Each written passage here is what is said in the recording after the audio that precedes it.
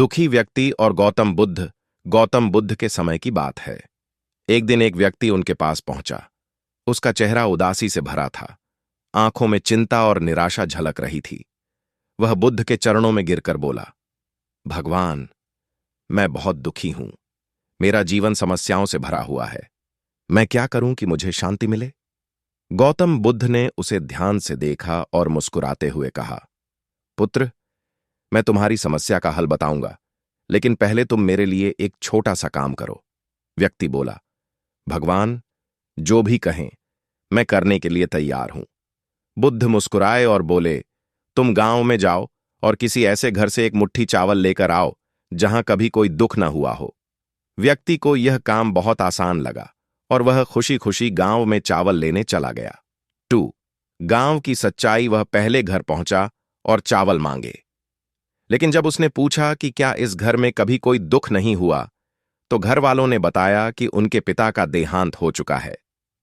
वह दूसरे घर गया, लेकिन वहां गरीबी और परेशानियां थीं। तीसरे घर में किसी की संतान का निधन हुआ था। हर घर में किसी न किसी तरह का दुख था।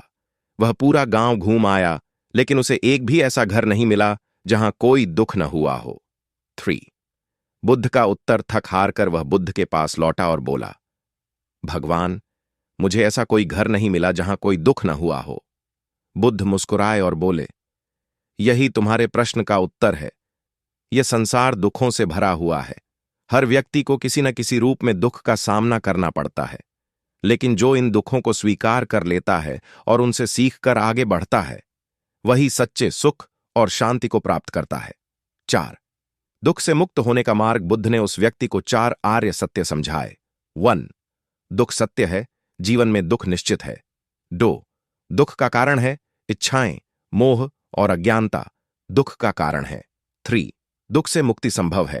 अगर हम अपने मन को समझें तो दुख से मुक्त हो सकते हैं। 4. दुख से मुक्ति का मार्ग, अष्टांगिक मार्ग को अपनाकर हम शांति प्राप्त कर सकते हैं। 5वां, व्यक्ति की बदली सोच। व्यक्ति को समझ आ गया कि केवल वह ही नहीं, बल्कि इस संसार में हर व्यक्ति किसी न किसी रूप में दुख का अनुभव करता है। उसने बुद्ध की शिक्षाओं को अपनाया और अपने जीवन को बदलने का संकल्प लिया।